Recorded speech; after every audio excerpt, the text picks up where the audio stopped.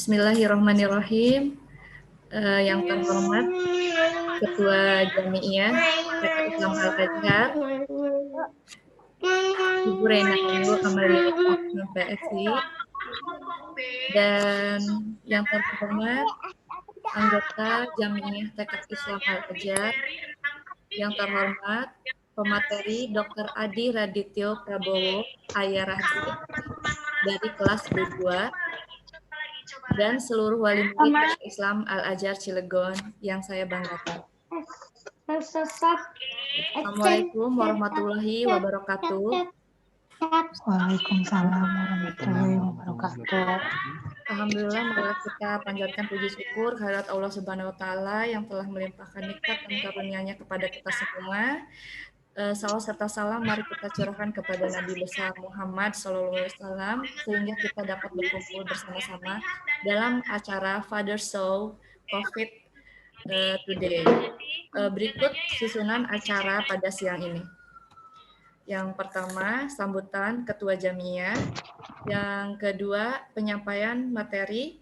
Yang ketiga, sesi tanya jawab. Yang keempat, penutup. Sudah. Yang pertama, langsung saja sambutan dari Ketua Jami'iyah, Ibu Rena Ayu Amalia. Mama Al, saya persilahkan. Assalamualaikum warahmatullahi wabarakatuh. Waalaikumsalam warahmatullahi wabarakatuh. Ya, alhamdulillahirabbil alamin wassalatu wassalamu ala asrofil anbiya'i wal mursalin sayyidina wa maulana Muhammadin wa ala alihi wa ashabihi ajmain amma ba'du. Mari pertama-tama kita manjatkan puji syukur kehadirat Allah Subhanahu wa taala yang memberikan kita kenikmatan baik nikmat iman, Islam serta kesehatan sehingga hari ini kita bisa bersilaturahmi dalam acara Father Show yang rencananya memang akan dilakukan pada tanggal 12, namun kebetulan bentrok dengan adanya acara pembinaan jamiah dari pihak sekolah, maka kami majukan. Terima kasih kepada Dr. Adi Radityo selaku Ayahanda Radit dari kelas B2, kepada seluruh wali murid yang hari ini bisa mengikuti acara, dan tentunya kepada seluruh jamiah yang membantu terselenggaranya acara ini dengan baik. Hari Ayah diselenggarakan untuk menghormati peranan seorang ayah, ikatan ayah, serta pengaruh ayah dalam masyarakat. Dalam kondisi pandemi yang sedang kita hadapi sudah lebih dari setengah tahun ini, kita diharapkan untuk tetap waspada dengan kondisi yang dihadapi. Oleh karena itu, kami menyelenggarakan acara hari ini untuk meningkatkan pemahaman terkait kondisi pandemi saat ini, dan alhamdulillah Ayah Radit bersedia menyempatkan waktunya untuk sharing ilmu dan pengalaman terkait COVID-19. Semoga bermanfaat untuk kita semua. Mungkin tidak banyak yang bisa saya sampaikan. Mohon maaf atas segala kekhilafan. Semoga acara ini bisa berjalan dengan lancar dan membawa manfaat untuk kita semua. Wabillahi taufiq wal hidayah. Wassalamualaikum warahmatullahi wabarakatuh. Waalaikumsalam warahmatullahi wabarakatuh. Terima kasih kepada Ketua Jami'iyah. Sampailah kita pada acara inti, yaitu Father Show about COVID yang akan disampaikan oleh Dr. Adi Radityo Prabowo. Beliau terlahir di Serang. Pendidikan beliau di Universitas Diponegoro, Fakultas Kedokteran, dan Universitas Indonesia, Rumah Sakit Cipto Mangunkusumo, ilmu penyakit dalam.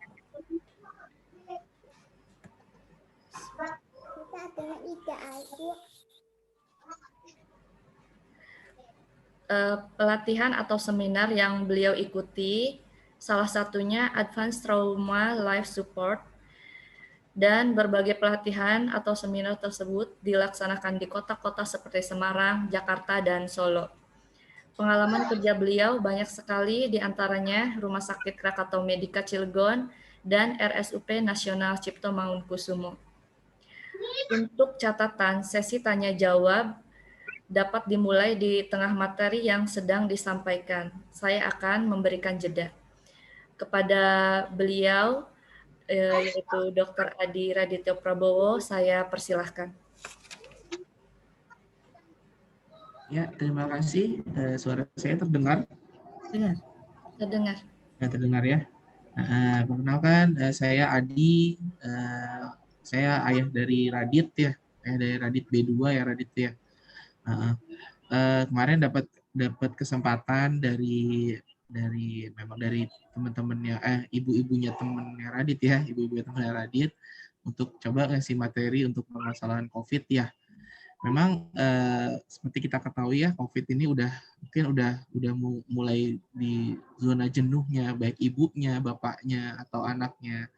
Tapi ya tetap balik lagi, ini memang bukan hal yang main-main, tapi ini memang yang beneran.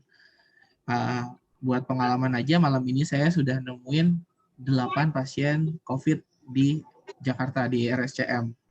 Jadi memang benar-benar ada gitu. Iya, ini pesertanya banyak anak-anak atau ini ya, banyak ibu-ibunya ya. Kebetulan saya bikin slide-nya tentang gambar-gambar ya, gambar-gambar sebenarnya biar supaya anak-anak ini lebih mudah menangkap, dan saya beberapa ngambil saduran dari beberapa komik sih sebenarnya. Saya share screen ya. Halo adik-adik, bapak-bapaknya sekalian. Saya share screen.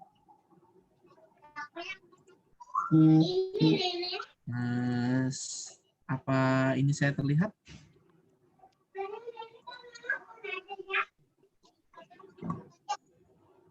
Kelihatan nggak ini ya? Terlihat, Dok. Oke, kita mulai ya. Bismillahirrahmanirrahim. Assalamualaikum warahmatullahi wabarakatuh. Waalaikumsalam. Adik-adik sekalian, ibu-ibu dan bapak-bapak, mungkin ada yang nonton, atau ibu guru sekalian. Hari ini saya ingin sedikit menjelaskan, sedikit berbagi pengalaman, sedikit berbagi ilmu tentang bagaimana sih COVID hari ini. Sebenarnya ini hal yang paling ditanyakan sama anak-anak ya. Mungkin ditanyakan sama anak-anak, bahkan sama ibunya mungkin ya, apa sih itu virus corona? Jadi virus corona ini tuh sebenarnya sudah ada dari akhir tahun kemarin ya, dari tahun kemarin. Jadi pertama kali memang muncul di kota Wuhan, Cina. Jadi virus ini itu kenapa dinamakan virus corona? Karena bentuknya seperti corona. Kalau diperbesar, bentuknya itu seperti corona. Corona itu kalau dalam bahasa Indonesia artinya mahkota. Jadi bentuknya seperti mahkota tuh adik-adik. Bentuknya kecil dan ini nggak bisa dilihat pakai kasat mata. Jadi harus dilihat sama mikroskop namanya. Sama mikroskop. Dan kenapa sih kita harus di rumah gara-gara ada virus ini di mana-mana? Nah, virus corona ini sebenarnya ada macam-macam adik-adik. Virus corona ini ada macam-macam. Dulu pertama kali ada namanya SARS coronavirus. Ini ada pertama kali virus SARS namanya. Dia virus corona juga. Tapi dia munculnya ada di Timur Tengah dulu pertama kali ya. Kemudian ada SARS coronavirus 2 yang sekarang ada, dan MERS. MERS ini yang ada di Timur Tengah. Virus itu ada. Nah, saat ini yang lagi menyerang kita tuh yang ini nih adik-adik. Nah, virus ini, kenapa sih virus ini tuh bisa ditakutin gitu? Kenapa sih bisa ditakutin? Virus ini itu bisa menyebar kemana-mana dan bisa nempel di mana-mana. Bisa nempel di gagang pintu, bisa nempel di uang. Kalau kita deket-deketan nih sama teman-teman kita tanpa batas, tanpa jarak, terus bajunya yang terlalu kotor atau tangannya nggak pernah cuci tangan, jadi virus-virus ini gampang masuk ke dalam tubuh kita. Nah, masuknya itu pakai apa sih? Masuknya itu namanya kita bilangnya pakai droplet. Saat ini yang dibilang pakai droplet. Jadi cipratan dari air ludah kita. Nah, virusnya tuh ada tuh di dalam situ. Makanya kalau kita ngomong nggak boleh terlalu deket-deket nih. Nanti gampang masuk nih si virusnya. Dari yang batuk masuk ke yang nggak batuk. Nah, kalau dia masuk, nih virusnya kalau masuk gede, Nah, dia masuk ke saluran nafas tuh. Nah, dia bersarang di paru-paru kita, di saluran nafas kita. Nah, terus kita kalau udah ada di saluran nafas, daya tahan tubuh kita nggak bagus, jadi deh kita sakit. Nah, ini nih kalau virusnya masuk ke paru, nah dia tempat favoritnya memang ada di paru-paru, di saluran nafas atas ya. Nah, dia nyaman sekali nih tinggal di sini. Nah, kalau dia makin banyak, dia berkembang biak di dalam paru kita, bikin kita jadi demam, kadang ada batuk, dan kalau misalnya lebih parah bisa timbul sesak nafas nih. Nah, jadi lebih baik kita apa sih tadi, karena tadi nyebarnya itu di mana-mana, jadi dari pemerintah kita minta untuk tetap di rumah aja dulu nih. Udah berapa bulan nih? Udah 8 bulan nih kita di rumah terus ya. Kedua, kalau kita ketemu orang harus jaga jarak minimal 2 meter, 1-2 meter. Karena lompatnya virus itu bisa sampai jarak 2 meter. Nah, terus jangan lupa nih pakai masker. Nah, kemana-mana harus nih. Adik-adik kalau misalnya mau keluar rumah atau mau ketemu orang lain, sebisa mungkin pakai masker. Supaya apa? Jadi yang dari luar nggak masuk ke saluran nafas kita. Enggak, Pak. Enggak ada. Nah, ini Beda yang PLN nggak semua. boleh lewat nih. Nggak boleh lewat nih. Yang nggak boleh lewat adalah kita harus Beda semua, Pak. cuci tangan. Sekarang nggak ada, Nggak Pak. boleh sembarangan cuci Ada. tangan aja. Beda Cuci tangannya harus pakai sabun dan air yang mengalir. Paling tidak 60 detik. 60 detik. Dan jangan lupa makan makanan yang bergizi. Nah, ini adik-adik. Nah, ini virus, kuman, dan lain-lain itu dia munculnya ada di, ternyata sumbernya ini ada di tangan kita nih. Sumbernya ada di tangan kita.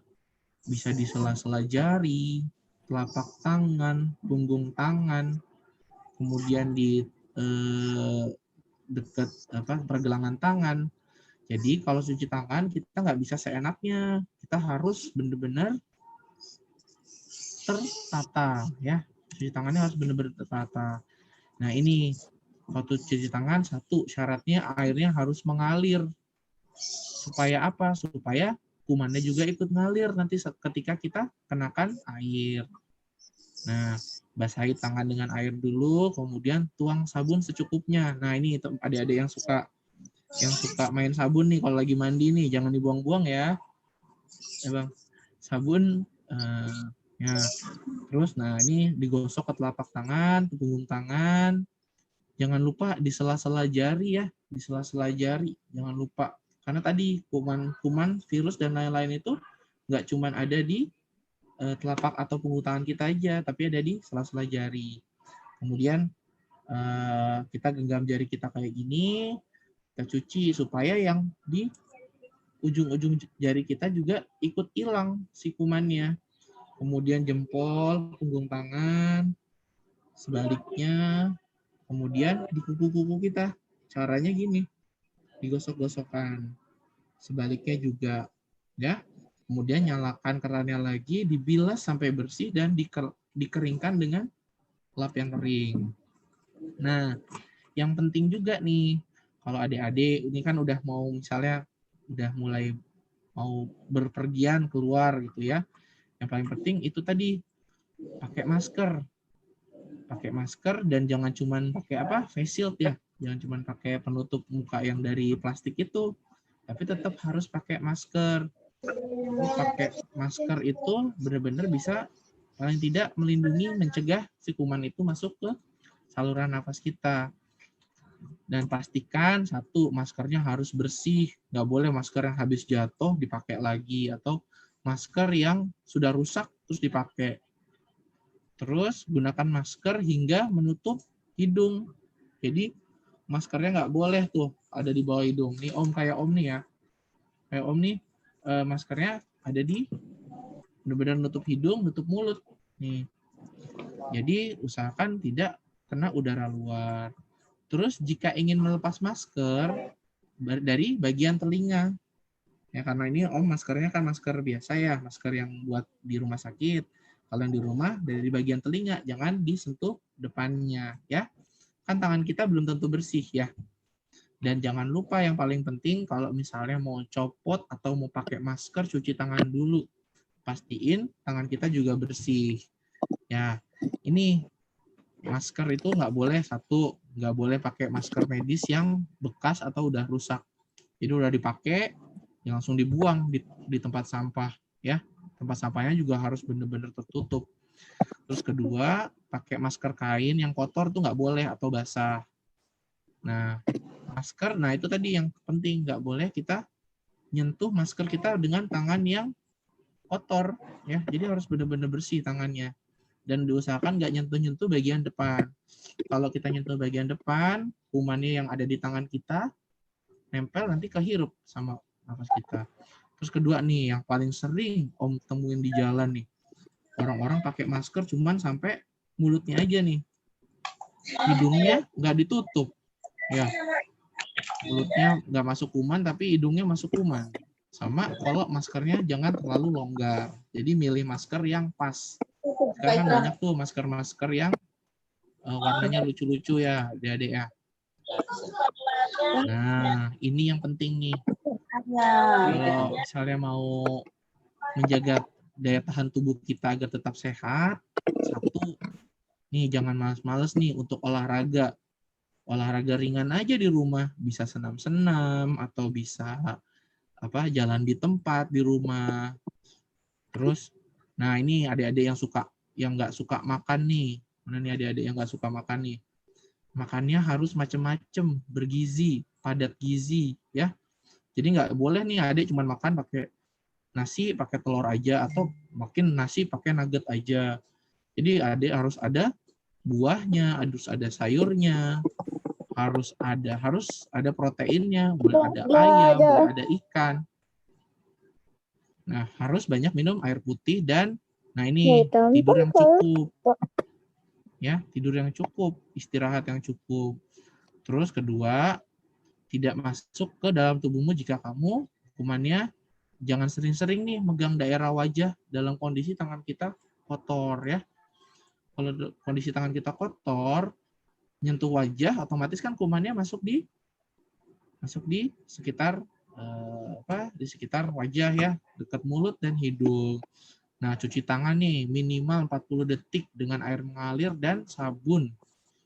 Terus kalau misalnya nggak penting-penting sekali harus keluar rumah, ya tetap di rumah aja, bantu mamahnya, bantu papahnya, nyelesain hafalan suratnya. Kalau udah bosan ya boleh main di rumah aja sama adiknya dan rajin membersihkan diri. Ya. Nah, Om Adi ini kan tinggalnya sama di rumah sakit ya, sering di rumah sakit. Sebisa mungkin kalau Om sampai rumah ini buat papa mamahnya ya, kalau keluar rumah, jadi kita ngelindungin tidak hanya melindungi badan kita sendiri, tapi juga kita melindungi orang-orang di sekitar kita. Jadi kalau misalnya dari luar rumah, jadi kalau habis dari luar rumah, biasakan sepatu itu ada di luar. Jangan pernah habis pakai sepatu dimasukin ke dalam, di luar rumah. Terus membuang benda-benda yang nggak perlu ke tempat sampah. Misal di kantongnya ada struk belanjaan, mungkin ya ibu-ibu ya habis kemana, habis belanja di mana. Nah, suka tuh kan struk belanjaannya dimasukin ke kantong. Terus kalau bisa mempunyai disinfektan, nah disinfektan boleh tuh disemprot-semprotin. Tapi cari disinfektannya yang aman ya. Disinfektannya yang aman buat misal kalau punya tas kulit ya cari yang tidak alkoholnya yang tidak merusak atau sepatu kulit. Nah, kalau bisa di disinfektan. Terus keempat, nah kalau bisa ya tetap jangan langsung istirahat dan memegang benda-benda dalam rumah. Jadi sampai rumah itu nggak boleh pegang-pegang apapun. Kalau saya pribadi sampai rumah copot semua baju-baju dan lain-lain yang nggak pakai di luar, langsung ke kamar mandi. Jadi usahakan ada kamar mandi itu di belakang. Supaya nanti sampai rumah bisa langsung bersentuhan dengan anak sama istri ya. Terus segera bersihkan diri kalau dari bepergian rumah. Dan tidak bosan-bosannya Om bilang harus cuci tangan, mandi yang bersih, dan ganti baju yang bersih. Nah, nih.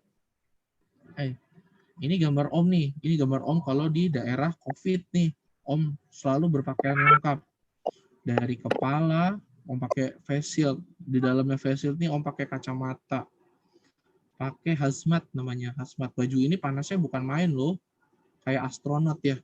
Kalau kata Radit ini, ayah kok kayak astronot sih gitu. Nah, kok kayak astronot. Nah, ini harus. Nah, ini maskernya pun berlapis-lapis. Nah, ini Om sedang merawat pasien-pasien yang sakit COVID, sakit corona, akibat virus corona. Nah, ini ketika di UGD, Om tetap harus pakai head cap, harus pakai penutup kepala, kacamata, maskernya 2 lapis, dan pakai gaun sendiri. Jadi pakai pelindung buat bajunya sendiri. Bahkan Om kalau keluar rumah harus keluar rumah, Om tetap pakai masker. Maskernya tuh, lihat ya, tertutup dari hidung, mulut, dan ya hidung mulut harus tertutup. Nah, dan jangan lupa selalu bawa hand sanitizer. Harus bawa selalu hand sanitizer di rumah. Adik-adik pun nanti kalau udah mulai masuk sekolah lagi ya, harus tuh dijalanin semua, pakai masker, selalu cuci tangan ya. Dan Om kalau habis merawat pasien-pasien dengan COVID, Om pasti melakukan swab. Karena Om kontak erat dengan pasien-pasien yang menderita sakit COVID. Nah, ini harus diswab, harus diperiksa secara berkala supaya yang di rumah tetap aman. Istri Om, anak-anak Om, orang yang bantu-bantu di rumah. Jadi mereka insya Allah selalu terjaga dari virus corona. Nah, ini jangan lupa nih yang harus dijaga bener-bener ya. Kita kan mau jadi pahlawan ya. Pahlawan itu nggak cuma jadi pahlawan bertopeng ya. Bukan Superman aja. Kita kalau kita bisa jaga kesehatan kita sendiri, itu kita juga pahlawan buat badan kita sendiri dan teman-teman. Iya, pahlawan bertopeng. Hahaha. Nah, ini satu, kita harus meningkatkan daya tahan tubuh kita. Harus makannya yang bergizi. Nggak boleh makan pakai nasi, pakai nugget doang ya. Yang suka makan nasi pakai nugget doang.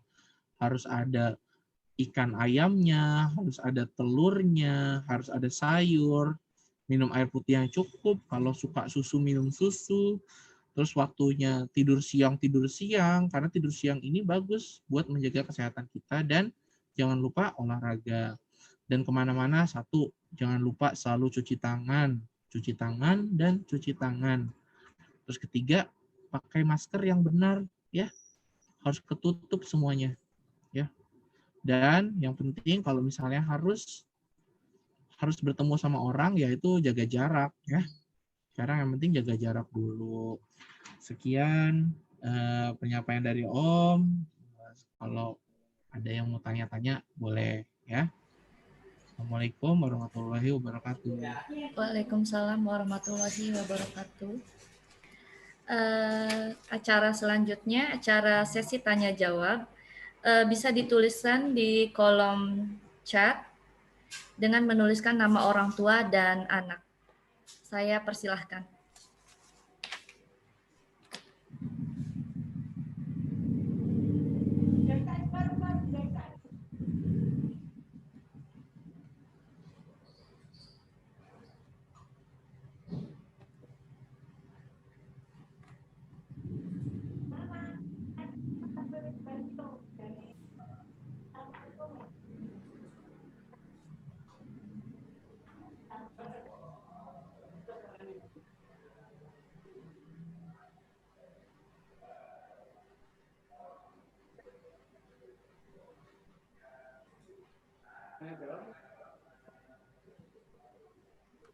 Untuk Ibu Jania, Mama Irza, B2, saya persilahkan.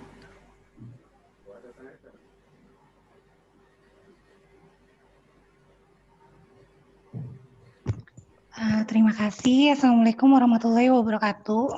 Waalaikumsalam warahmatullahi wabarakatuh. Assalamualaikum warahmatullahi wabarakatuh.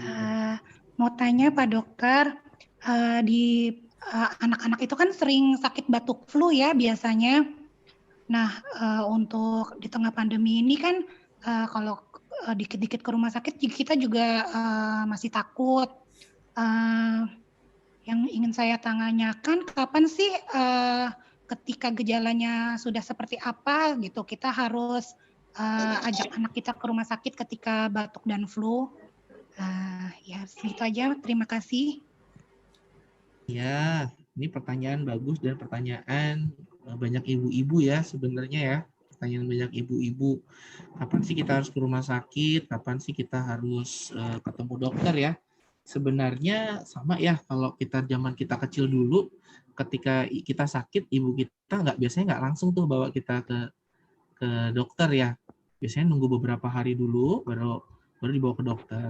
Sebenarnya pada gejala-gejala awal sakit flu atau sakit flu ya paling sering ya pada anak. Sebenarnya pada sakit flu itu kan penyebabnya adalah virusnya namanya virus influenza. Jadi pada dasarnya virus itu bisa sembuh dengan daya tahan tubuh kita sendiri. Daya tahan tubuh kita sendiri. Gimana sih meningkatkan daya tahan tubuhnya? Ya pertama kali ya itu tadi, tetap anaknya kalau misalnya kalau misalnya sakit ya itu tadi harus diyakinkan makannya tetap bagus dulu.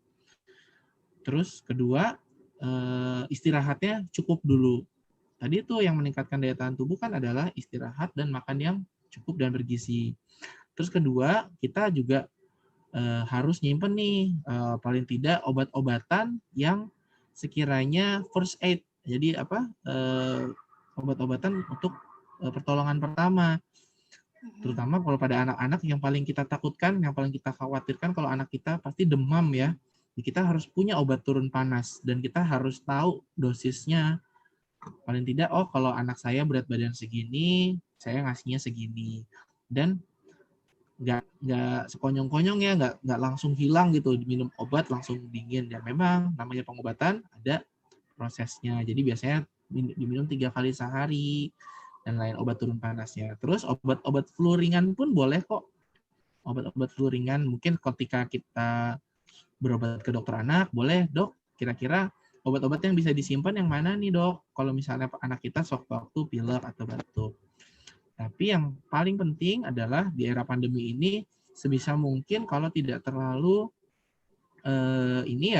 tidak terlalu misal anaknya jadi sesak nafas atau anaknya jadi kejang, itu ya langsung dibawa ke rumah sakit. Tapi ya kalau misalnya demam ya kita yang paling penting buat ibu-ibu atau bapak-bapak jangan panik dulu ketika anak kita sedang sakit. Kalau panik udah tuh buyar semuanya. Jadi jangan panik. Kedua, tadi tuh asupan cairannya cukup, makan, minum cukup, dan obat-obat kayak misal paracetamol, obat turun panasnya, atau mungkin ada obat-obat flu yang ringan, itu bisa diberikan dulu. Baru ketika hari keempat, hari kelima demam tidak turun, kita sarankan tetap ke dokter, paling tidak ada saran untuk periksa darah. Itu sih ya. Jadi tetap harus jangan panik dan sebisa mungkin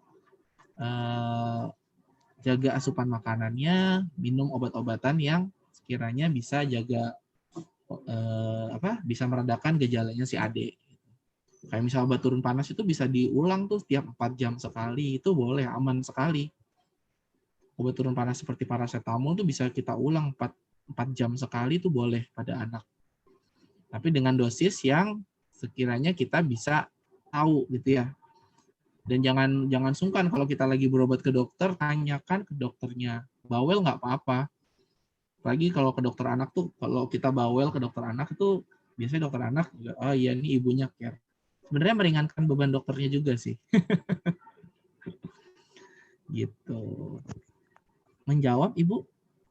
Iya, dok, kalau misalkan untuk dosis kan biasanya dihitung dari berat badan anak ya. Bisa nggak dok kita dikasih tahu gitu gimana cara ngitungnya, siapa tahu kita butuh. Ya, boleh. Ini ilmu saya jadi dokter umum ya, sebenarnya saya kan dokter penyakit dalam, dokternya orang dewasa. Tapi ya tetap namanya dokter tetap harus tahu. Nah, dosis buat anak kecil itu 10 sampai 10 sampai 15 mg per kilogram berat badan. Jadi kalau berat badannya misal 10 kg nih, 10 kg misal anaknya berat badan 10, ya boleh diberikan 150 mg. Biasanya 1 sendok tuh 125 mg tuh. Kalau 1 sendok itu. Ya, jadi 10 sampai 15 mg boleh, atau biasanya karena obat-obat yang beredar di pasaran itu memang beberapa disetting, beberapa dibuat dosisnya itu memudahkan. Jadi kalau anak umur segini sampai segini kira-kira tuh berat badannya segini nih, ya diberi aja satu sendok atau 1,5 sendok. Biasanya dipermudah, jadi nggak harus kita menghafal dari si dosis. Ya kalau misalnya obat turun panas seperti itu. Kalau obat pilek mungkin lebih bervariatif ya. Kalau obat pilek, kalau kandungannya kadang suka beda-beda. Tapi yang paling mudah dia obat turun panas yaitu tadi. Gitu. Boleh 10 mg sampai 15 mg per kali minum. Jadi kalau berat badan 10 kg, kali saja 10 kali 15 atau 10 kali 10. Jadi rentang dosisnya 10 sampai 15 mg per kali minum. Gitu. Itu untuk obat turun panas ya. Iya. Baik dokter, terima kasih. Iya, pertanyaan selanjutnya Mamah Rafa dari KB, saya persilahkan.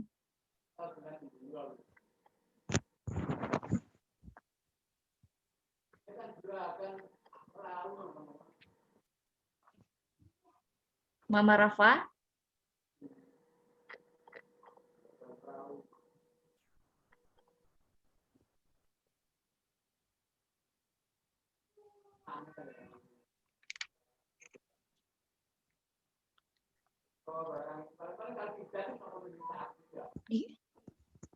Mungkin Mama Rafa persiapan dulu.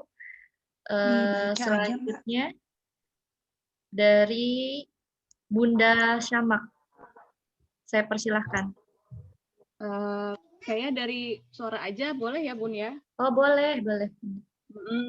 Ya, Pak Paradi terima kasih pemaparannya. Saya Tiara, orang tua Syamah dari B1. Saya mau tanya nih sebagai dokter yang terjun langsung melihat kondisi lapangan, kira-kira ada kemungkinan nggak ya anak-anak kita bisa sekolah di tahun berikutnya? Itu aja pertanyaannya. Terima kasih. Nah ini pertanyaan yang sebenarnya bagus banget ya. Kita kalau langsung saya jawab ini ya. Jadi kalau kita ngomongin masalah kapan bisa sekolah itu sebenarnya banyak faktor. Jadi nggak cuma faktor dari kesiapan dari sekolahnya saja, tapi kesiapan dari pemerintahnya. Nah, sebenarnya yang direkomendasikan itu misalnya daerah Cilegon ini saya terakhir dengar sih masih zona merah atau zona orange gitu ya. Jadi memang zona hijau yang sebenarnya boleh paling tidak aman untuk teman-teman adik-adik ini kita boleh mulai bersekolah lagi dengan tadi itu protokol kesehatannya memang harus benar-benar tertata dengan baik. Mungkin ya ini bisa diidekan ke sekolah mungkin ya. Jadi jumlah di kelas harus berapa orang, kemudian cuci tangan setiap ini, sudah terbiasa dengan masker. Adik-adik yang sekarang di rumah harus dibiasain pakai masker kalau di dalam. Terus misal ruang kelas harus benar-benar terbuka. Itu penting soalnya karena memang masalah kuman nggak bisa karena memang nggak terlihat ya, nggak terlihat.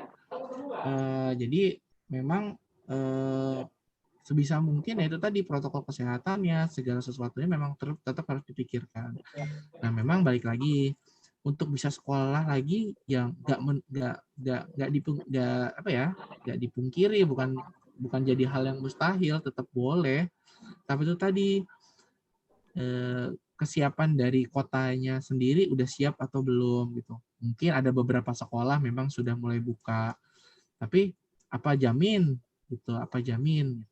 Nah itu tadi memang tidak ada yang bisa menjamin, tapi paling tidak sudah ada lampu hijau dari kota untuk ya boleh dibuka karena kita sudah kecenderungannya misalnya kecenderungan penderita COVID-nya mulai turun atau cenderung menurun, bukan naik. Berarti kan kalau naik memang paparannya memang banyak kan ya.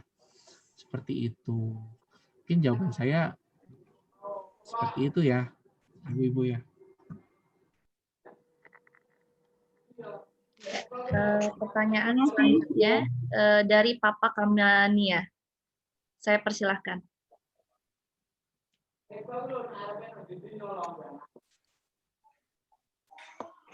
Terima kasih dokter. Gini dok, kalau orang kebetulan kan istri juga kemarin habis kena COVID ya. Terus habis sembuh itu apa namanya? Kayak ada dampak long COVID itu saya pernah baca, ada long COVID itu kayak semacam nyeri, pegel gitu. Itu masih terasa sampai sekarang ya, itu benar nggak dok? Terus kemudian untuk menghilangkan gejala long COVID pas sembuh itu gimana ya dok? Makasih dok. Ya, terima kasih Papa Kamania ya. Gini sebenarnya COVID ini kan menyerang badan kita ini tidak langsung ya, maksudnya tidak langsung. Misal semua orang yang sakit COVID, yang maksudnya masuk ada kuman COVID di dalamnya atau virus COVID di dalamnya langsung sakit dengan gejala yang sama. Ada makanya kan orang tanpa gejala dan ada orang-orang yang memang punya gejala yang berat atau gejala yang ringan sedang, ada yang seperti itu. Nah, sebenarnya penting untuk sakit apapun ya, sakit apapun sebenarnya penting adalah recovery. Jadi memang harus recovery-nya namanya kalau kita bilang rehabilitasi medik ya. Rehabilitasi medik pasca sakit. Mungkin ketika sakit itu namanya virus COVID kan nyerang kemana-mana ya. Karena virus itu bikin peradangan hampir di seluruh badan.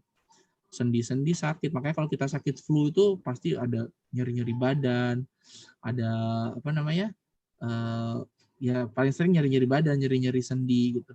Ya memang pemulihannya memang nggak semua orang sebenarnya pemulihannya setiap orang berbeda-beda. Pemulihannya setiap orang berbeda-beda bergantung dari derajat pas saat kenanya gitu. Terus kedua pasca COVID ini bisa pegel-pegel. Ada kok beberapa mungkin banyak pasien saya pribadi yang ya baik seperti layaknya orang normal saja.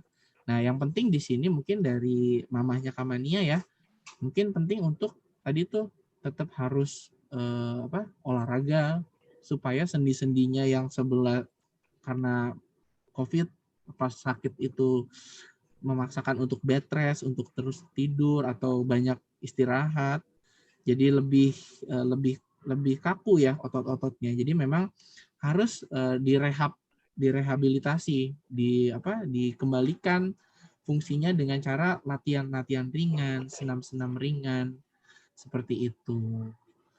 Jadi menurut saya sih tidak semua ya bapaknya Kamania, tapi tetap diusahakan mamanya Kamania untuk tetap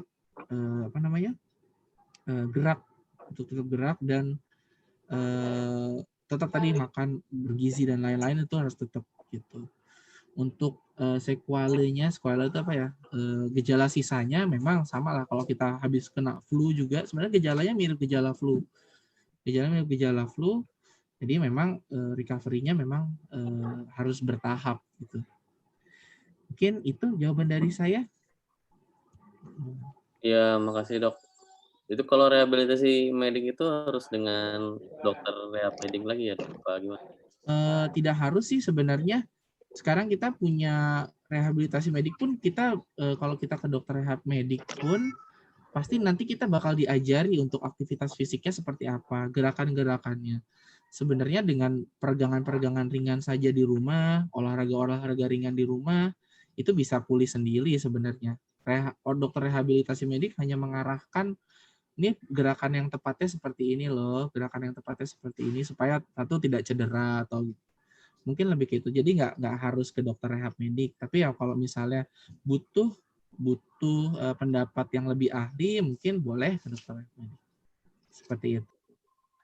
Iya, makasih dok.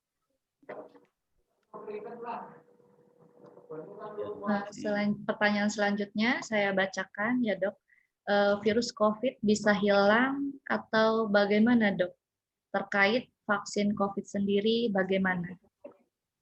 Dari Ibu Reina, Mama Al. Ya, ini untuk vaksin COVID kita di seluruh dunia pun sedang meneliti sebenarnya. Jadi vaksin ini karena kita bilangnya adalah bencana pandemi ya. Biasanya vaksin itu kita produksi sampai 3 tahun, bahkan 5 tahun. 3 tahun untuk proses penelitiannya. Tapi memang untuk vaksinnya sendiri ini masih dalam penelitian. Jadi masih dalam pengembangan, Harapannya bisa segera siap. Jadi siap atau tidaknya nanti bergantung dari seberapa aktifnya nih si virus yang ada di masyarakat ini. Namanya kalau virus tuh ada istilah namanya mutasi. Jadi virus itu bisa berubah-ubah bentuknya. Nah, vaksin itu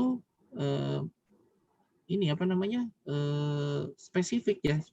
Misalnya virusnya virus A, vaksinnya adalah vaksin A gitu. Kalau dia bisa jadi virusnya berubah jadi virus A2, ya vaksinnya nanti jadi vaksin A2. Jadi harus diproduksi vaksin yang A2 gitu. Sebenarnya virus corona ini sama seperti virus yang lain. Influenza dulu namanya swan flu ya, kalau di flu Spanyol dulu ada namanya flu Spanyol.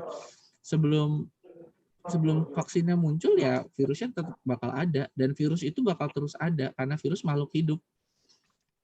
Kayak kita ada namanya virus polio. Polio itu virusnya ada, tapi kita dibikin kebal sama polio semua. Virusnya ada, tapi kita punya vaksinasinya. Nah, harapannya dari vaksin adalah badan kita menciptakan daya tahan tubuh terhadap si virus tersebut gitu. Nah, untuk hilang virus ya Allah nyiptain apa-apa nggak bisa hilang ya. Kecuali Allah berkehendak hilang gitu. Tapi ini karena virus ini semacam apa ya, makhluk hidup juga bukan ya. Pokoknya virus ya dia bisa berkembang biak, dia bisa berubah dari satu bentuk ke bentuk yang lainnya, ya tidak bisa hilang. Tapi saat ini yang diusahakan adalah bagaimana kita sebagai manusia menciptakan sistem kekebalan tubuh yang spesifik terhadap virus itu. Jalannya memang vaksin gitu. Sambil menunggu vaksin ya harus tetap jaga jarak, cuci tangan. Sebenarnya kan budaya-budaya yang bagus ya, budaya-budaya Islam yang bagus. Kebersihan sebagian dari iman. Ya.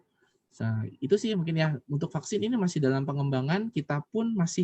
Saya pun ini lagi bikin paper tentang vaksin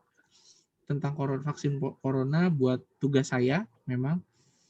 Jadi memang masih dalam pengembangan sebenarnya. Harapannya benar-benar bisa sama kayak vaksin polio. Jadi Indonesia bebas polio gitu. Orang yang sakit polio ada nggak? Tetap ada, tapi nggak sebanyak dulu karena vaksinnya sudah bisa dikembangkan dan bisa diaplikasikan, bisa dikasih ke semua orang di Indonesia. Gitu. Menjawab Mama Rena? Ya cukup. Berarti untuk info-info yang kemarin vaksin sudah ada kayak gitu-gitu berarti sebenarnya masih dalam proses ya, Dok ya? Ya. Vaksin itu kalau kita mau masuk vaksin ke Indonesia harus melalui berbagai macam proses uji coba. Uji cobanya nggak cuma keamanan. Jadi keamanan, tetapi juga uji coba khasiat. Kadang ada beberapa vaksin yang memang spesifik untuk ras itu, misal kalau orang-orang bule vaksinnya ini. Nah, orang-orang Indonesia nih vaksinnya ini nih gitu, karena memang secara genetikanya kita berbeda. Jadi memang nggak mudah untuk memasukkan vaksin atau memproduksi vaksin gitu, dan banyak kontroversinya juga ya, masalah pengembangan vaksinnya, atau misal divaksin malah jadi sakit, atau mungkin ya ada yang anti vaksin. Nah, kayak gitu kan juga masalahnya bukan masalah kesehatan saja, tapi masalah sosial. Gitu. Tapi memang vaksin ini sudah ada, bentuk vaksinnya sudah ada, tapi benar nggak nih vaksinnya menimbulkan efek yang baik tidak sih gitu? Itu yang sedang diteliti sama guru-guru kita, guru-guru saya, peneliti-peneliti yang ada di Indonesia ini. Gitu. ada vaksin. Terima kasih. Untuk pertanyaan selanjutnya saya bacakan. Ini dari Mama Rafa.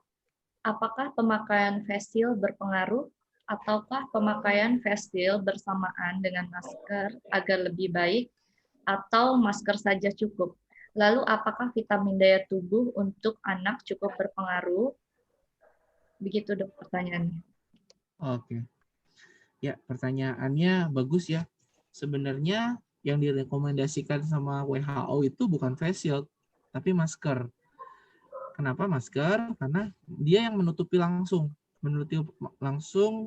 jalan masuk si virus itu. Jalan masuk utama virus itu adalah saluran nafas. Saluran nafas itu dari hidung dan mulut. Sedangkan kalau kita pakai face shield saja, ya kuman itu kan bisa terbang kemana-mana ya. Virus bisa terbang kemana-mana. Dan itu tidak menutupi daerah mana? Daerah ini, hidung dan mulut. Face shield hanya melindungi wajahnya aja, tapi kan bisa di sela-sela sela-sela sel itu bisa tetap masuk. Tetap yang direkomendasikan adalah dengan menggunakan menggunakan masker. Tapi memang kalau Persatuan Dokter Anak, sepengetahuan saya, Persatuan Dokter Anak memang tidak merekomendasikan pakai masker pada anak. Satu, anak mungkin tidak nyaman ya pakai masker. Nah, di anak ini yang memang yang harus melindungi memang harus orang tuanya gitu. Anak tuh anak bayi ya, mungkin kalau anak-anak usia TK, toddler yang 4 tahun, 3 tahun mungkin bisa diedukasi, bisa diajari pakai masker. Tapi kalau misalnya anak-anak masih umur 1 tahun, ya, di bawah 3 tahun lah ya, mungkin belum memahami pentingnya itu. Makanya pentingnya untuk selalu edukasi dan mengajari anak untuk jaga jarak, mengajari anak untuk cuci tangan, mengajari anak untuk selalu pakai masker, itu penting. Karena tadi tuh kan cita-citanya kan adalah bisa sekolah lagi ya. Nah, kalau anak-anak siap, insya Allah sih siap gitu. Dan apa nih? Pakai face shield saja atau masker? Sebenarnya boleh sih, boleh saja.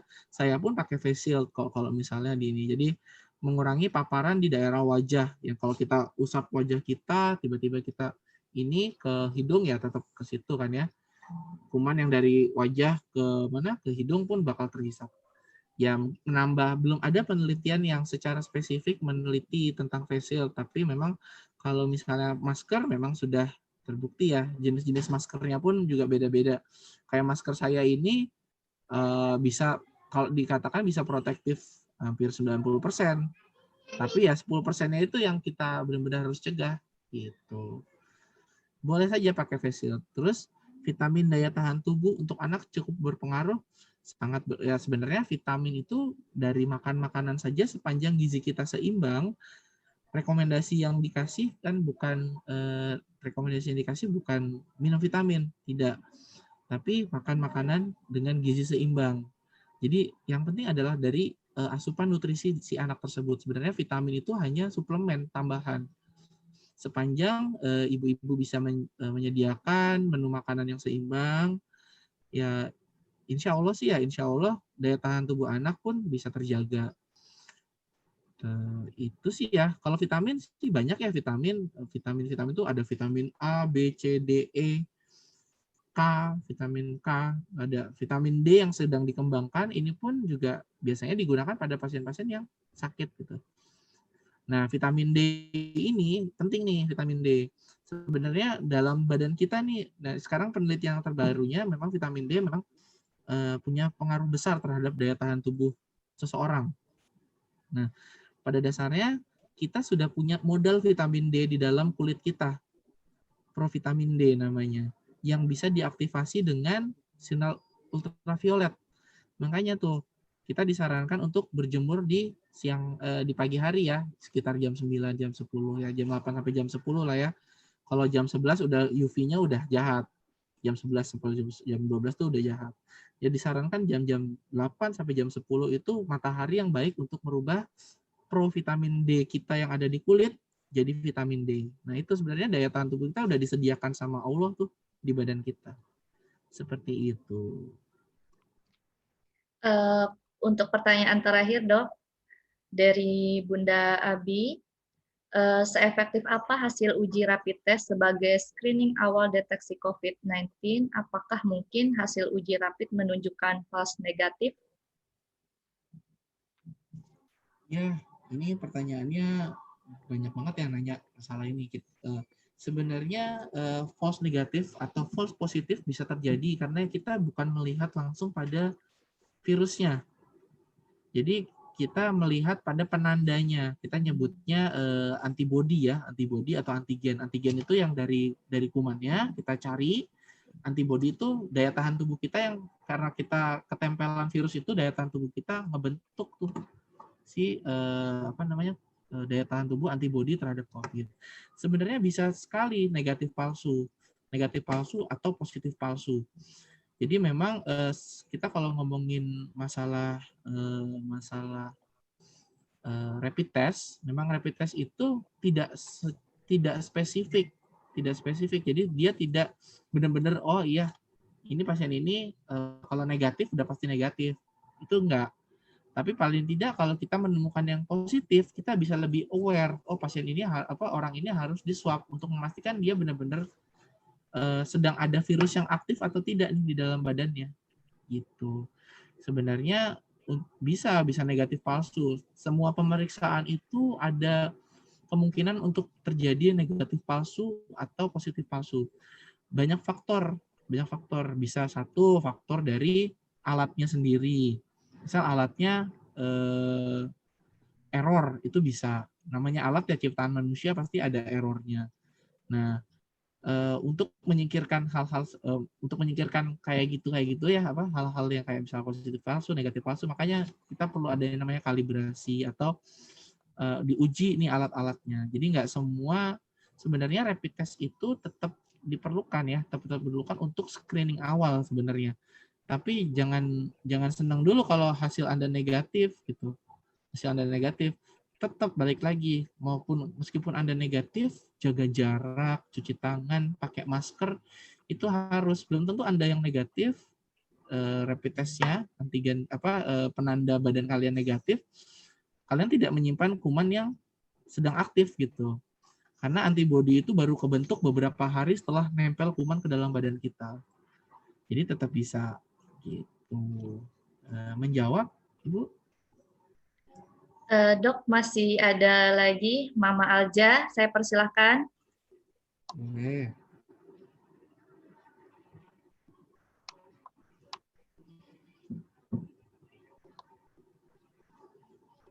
Mama Alja.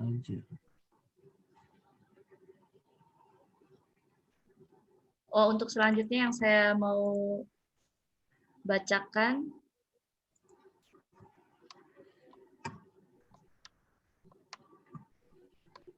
Untuk rapid test Mama Alja, saya persilahkan. Mama Alja tidak ada ini chatnya. Ini mungkin saya bantu jawab ya yang pertanyaan dari Vera Damayanti ya. Ibu Vera Damayanti ya nih ya.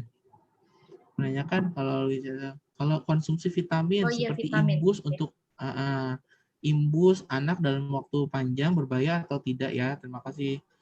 Jadi sebenarnya suplemen penambah ya vitamin itu kan suplemen ya, tambahan makanan, dan dia tetap dalam bentuk obat ya. Obat itu punya sifat harus dibersihkan lewat hati, harus dibersihkan lewat ginjal. Nah, penggunaannya jangka panjang pasti ada efek, tapi ya sepanjang dengan penggunaan dosis yang direkomendasikan, tidak terlalu besar atau sesuai dengan aturan pakainya, sebenarnya sih tidak ada masalah karena obat-obat yang beredar di pasaran itu sudah melewati uji kelayakan, uji toksisitas, uji keamanan. Jadi sudah sebenarnya sih aman sepanjang digunakan dengan dosis yang sesuai dan dianjurkan.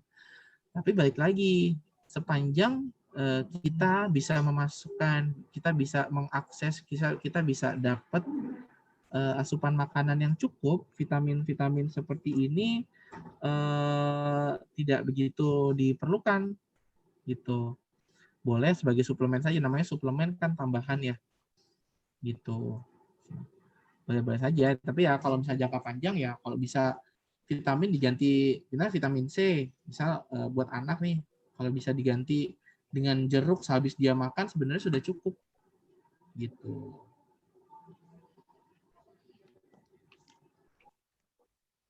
Untuk sesi tanya jawab, ada yang mau bertanya lagi?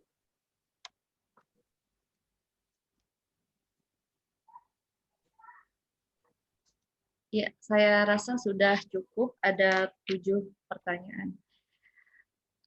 Untuk para wali murid, saya menyimpulkan untuk materi COVID bahwa corona ini virus yang berbahaya.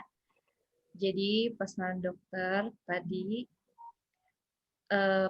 corona itu bisa melalui droplet berupa benda-benda juga di kerumunan.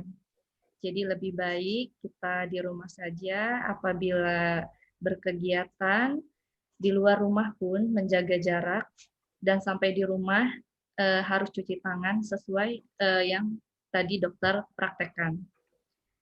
Dan untuk menyingkat pertanyaan-pertanyaan tadi, 7 pertanyaan tadi, karena banyak yang baru gabung, tadi untuk pertanyaan yang 7 itu, untuk langkah awal anak yang sakit di rumah, penanganannya kita bisa prepare obat-obatan yang sebelumnya kita konsultasi dengan dokter.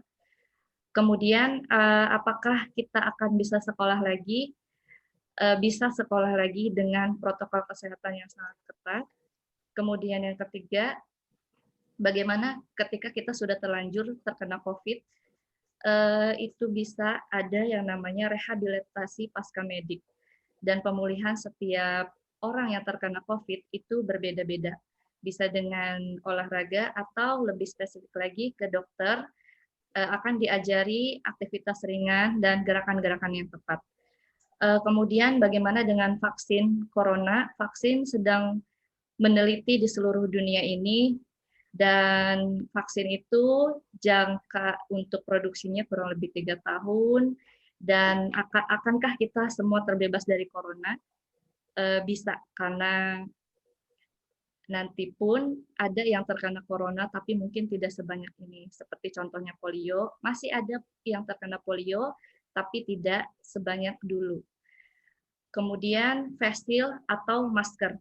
Lebih baik masker karena face shield itu tidak tertutup keseluruhan area hidung dan mulut kita, sedangkan face shield itu terbuka sehingga lebih baik disarankan menggunakan masker. Yang keenam, rapid test itu sebenarnya akurat atau tidak? Jawabannya bisa min palsu atau plus palsu, tidak spesifik, tapi itu adalah screening awal untuk bisa menentukan orang itu bisa di swab atau tidak, untuk tahu kita terkena corona atau tidak.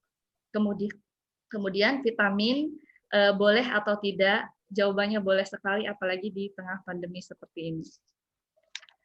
Sebelum penutup, kita foto dulu untuk dokumentasi.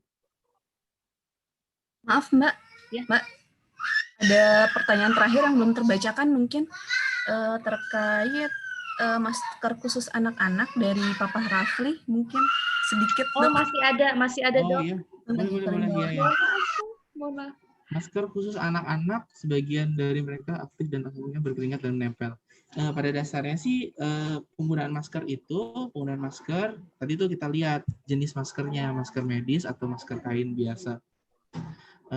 Masker biasa. Jadi sebenarnya masker sih sebenarnya bahannya saja ya. Sebenarnya pada anak kan jenis-jenisnya macam-macam. Sepanjang penggunaannya setiap, misalnya kalau masker kain bisa di bawah 4 jam selalu ganti, insya Allah sih aman ya. Terus kalaupun basah, tadi tuh kalau basah berkeringat ya diganti. Ketika basah berarti kan kotoran dan kuman itu gampang nempel di situ. Jadi seberapa sering kita ganti dan itu berpengaruh ya, tetap ya sebenarnya nggak masalah kain, masker kain ya, yang penting bukan masker yang tipis kayak yang dulu tuh ada tuh masker tipis banget. Masker kain yang anak-anak saya beberapa sering lihat sudah agak tebal ya, sudah tebal dan tidak mengganggu nafasnya anak. Itu tadi yang perlu tekankan pada anak-anak kita ya supaya bisa menjaga kebersihan maskernya. Kalau maskernya jatuh jangan dipakai lagi, atau kalau misalnya maskernya basah ya langsung ganti. Dan kalau bisa mungkin di kotak atau di tas sekolahnya anak sudah disiapkan masker yang bersih-bersih. Jadi kalau ada masker yang dia kotor, dia ditempatkan di yang kotor, dia bisa ganti yang baru lagi.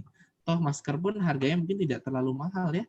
Tidak terlalu mahal dan bisa diusahakan. Mungkin kalau ibu-ibunya yang kreatif gitu kan bisa bikin prakarya di rumah sendiri masker. Yang penting bahannya tidak terlalu tipis dan tidak terlalu tebal seperti harus misal masker yang kita bikin masker dari bahan sejenis terpal itu kan panas tuh. Jadi sebenarnya sih bisa-bisa saja. Aman-aman saja. Yang penting tentu cara penggunaan maskernya benar, cara penyimpanan maskernya benar, cuci tangan dan cuci tangan sebelum menggunakan masker, cuci tangan setelah menggunakan masker, dan ganti secara berkala. Kalau bisa di bawah 4 jam, 3 jam, 4 jam harus diganti masker. Gitu.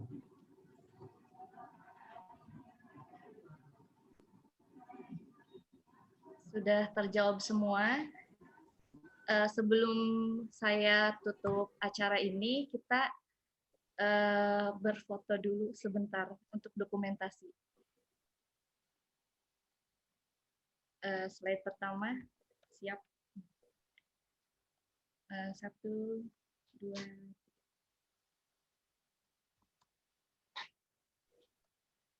Ya, slide selanjutnya sebentar.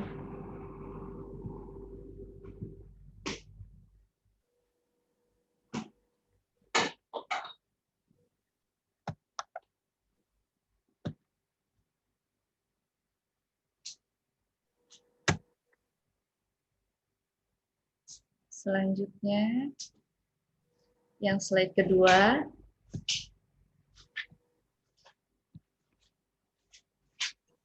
Mom, siap-siap. 1, 2, 3. Ya, sebentar.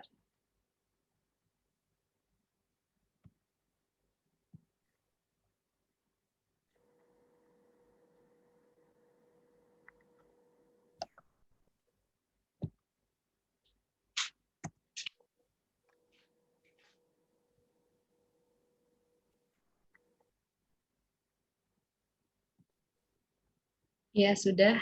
Kita fotonya sudah. Selanjutnya, penutup.